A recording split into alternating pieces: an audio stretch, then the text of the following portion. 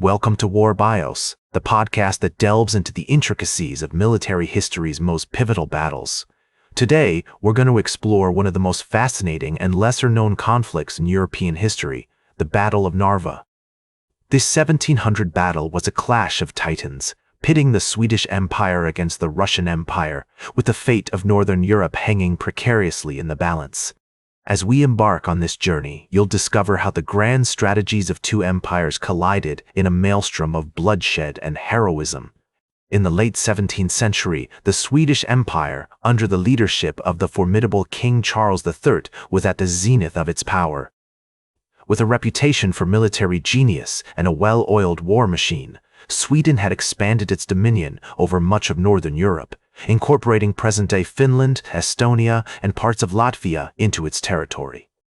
The Swedes had developed a sophisticated system of governance, with a strong emphasis on education, infrastructure, and military preparedness. This enabled them to maintain a powerful army, with soldiers who were well-trained, well-equipped, and fiercely loyal to their monarch.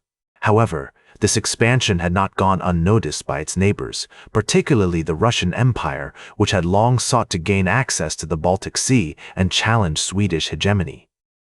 Peter the Great, the ambitious and visionary Tsar of Russia, had been secretly building his military might, modernizing his army, and forging alliances with other European powers.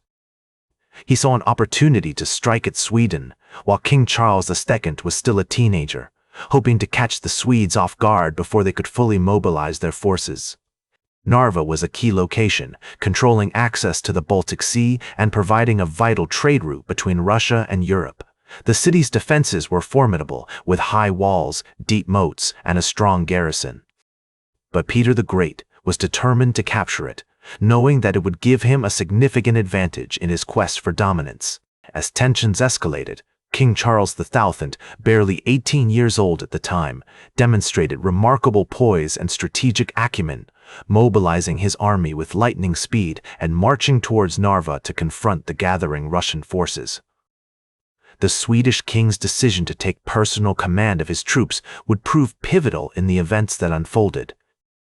With a seasoned military leader like Charles VI at the helm, the Swedes were able to adapt quickly to the changing circumstances on the battlefield, leveraging their superior training and tactical prowess to outmaneuver their foes. Meanwhile, Peter the Great had assembled a formidable army, with troops drawn from all corners of his vast empire. Although the Russian military was still in its formative stages, with many of its units lacking the cohesion and discipline of their Swedish counterparts, they made up for it with sheer numbers and determination. The Russians had also been busy constructing extensive fortifications around Narva, hoping to funnel the Swedish army into killing zones where their numerical superiority could be brought to bear. As the Swedish army approached Narva, the landscape itself became a crucial factor in the unfolding drama. The surrounding terrain, a mix of forests, swamps, and frozen lakes, would hinder the mobility of both armies, while the harsh winter weather would test the endurance of soldiers on both sides. The temperature was plummeting, with icy winds blowing across the battlefield and snowdrifts reaching as high as 10 feet in some areas. The Swedish army, though better equipped for winter warfare, still faced significant challenges in navigating this unforgiving environment. Charles III, ever the pragmatist, recognized that his army's superior training and mobility would be crucial in outflanking the Russian defenses and catching them off guard.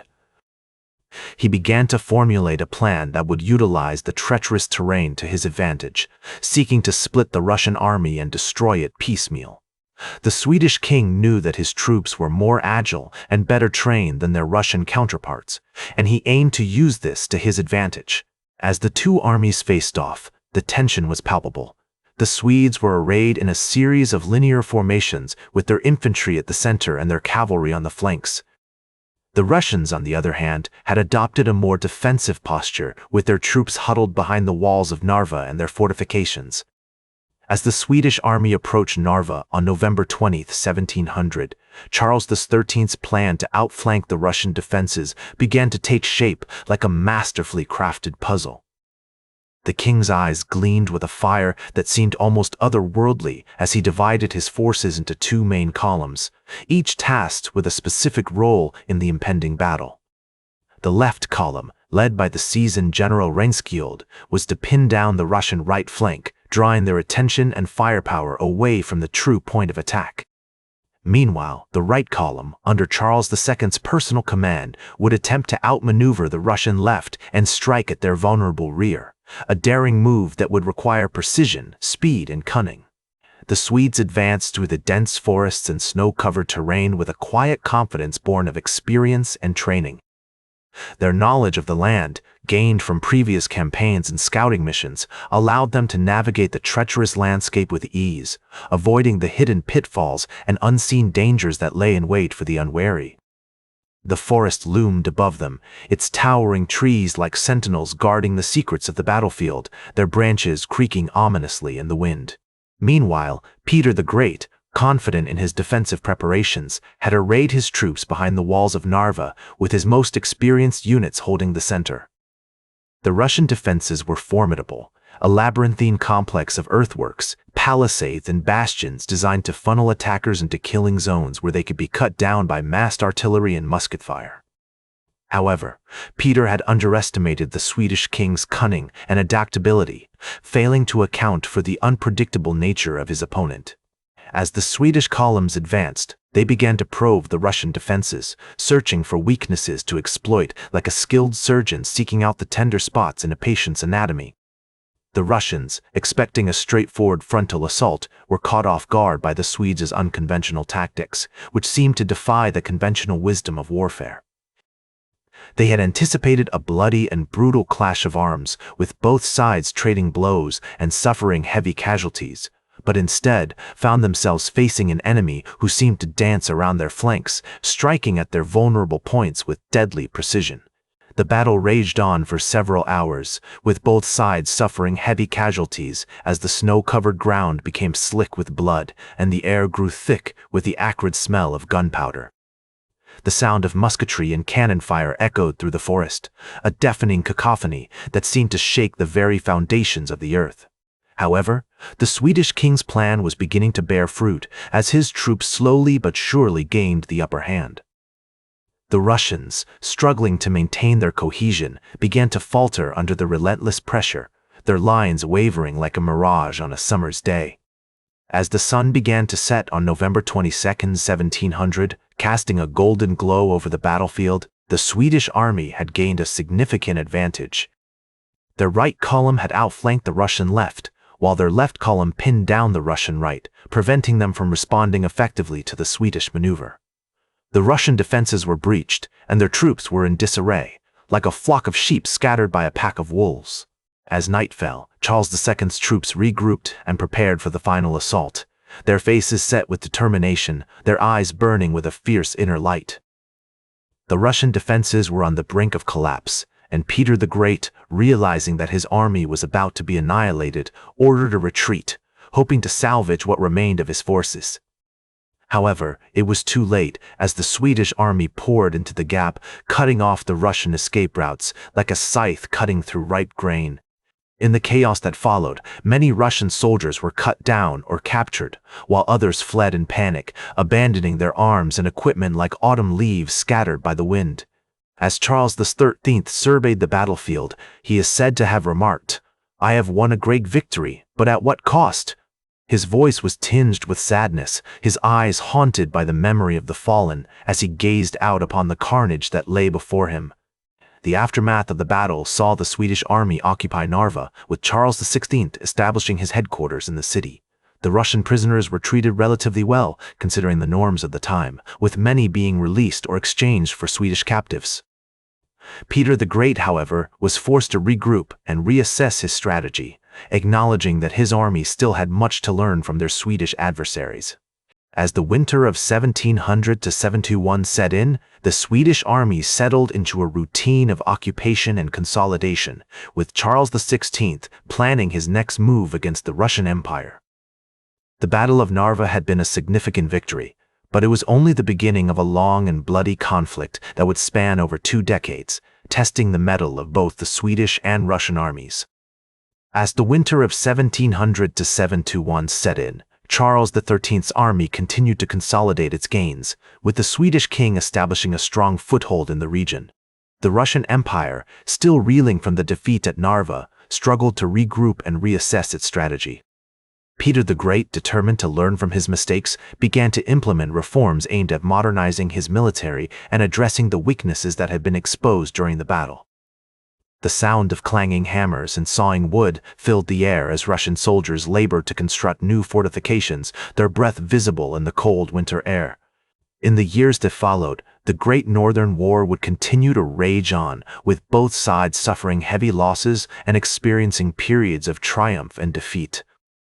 However, the Battle of Narva remained a significant turning point in the conflict, as it marked a major shift in momentum in favor of the Swedish Empire. As the renowned historian Michael Roberts once observed, the Battle of Narva was a classic example of how a cleverly conceived and executed plan can overcome even the most daunting numerical superiority. The battle's impact was not limited to the immediate aftermath. It had far-reaching consequences that would shape the course of European history. As the war eventually drew to a close, the Treaty of Nystad was signed in 1721, marking a decisive victory for the Russian Empire. Despite this ultimate outcome, the Battle of Narva remained an important milestone in the conflict, as it highlighted the military genius of Charles XIII and the determination of the Swedish people. Today, the battle is remembered as one of the most significant engagements of the Great Northern War, with many historians regarding it as a masterclass in tactical maneuvering and strategic planning. The Russian Empire's ultimate victory can be attributed to Peter the Great's ability to adapt and learn from his mistakes. He implemented significant reforms, including the creation of a more modern and efficient military organization, which allowed him to mobilize his forces more effectively. Additionally, he invested heavily in the development of new technologies, such as artillery and fortifications, which gave him a significant advantage on the battlefield. In contrast, the Swedish Empire's decline can be attributed to Charles XII's inability to adapt to changing circumstances. Despite his initial successes, he failed to develop a long-term strategy that would allow him to maintain his gains and ultimately secure a decisive victory. His military campaigns became increasingly focused on short-term gains rather than long-term objectives, which ultimately led to his downfall. In modern times, the Battle of Narva has been the subject of numerous studies, reenactments, and commemorations. The site of the battle has been preserved and now serves as a museum, attracting visitors from around the world who come to pay tribute to the bravery and sacrifice of the soldiers who fought there. As one walks through the museum's exhibits, it is impossible not to be struck by the sheer scale and complexity of the conflict, as well as the enduring legacy of the battle.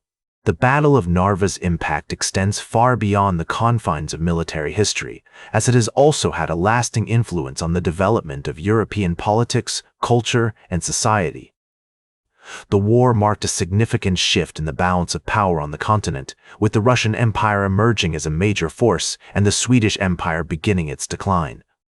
As the noted historian Peter England has written, the Great Northern War was a conflict that shaped the course of European history, and the Battle of Narva was one of its most pivotal moments. The battle's impact on European politics can be seen in the rise of the Russian Empire as a major power. The war marked the beginning of Russia's expansion into Eastern Europe, which would continue for centuries to come. The Swedish Empire, on the other hand, began to decline, and its influence on European politics would eventually wane. The battle also had a significant impact on European culture and society. The war led to a significant increase in the exchange of ideas and cultures between Russia and Western Europe. Russian artists, writers, and intellectuals began to travel to Western Europe, where they were exposed to new ideas and influences that would shape their work. Similarly, Western European artists and intellectuals traveled to Russia, where they were influenced by Russian culture and society. That's all for today's War Bios. Remember to like, share, and subscribe, and until next time, I'm General Biography reminding you to keep marching toward victory.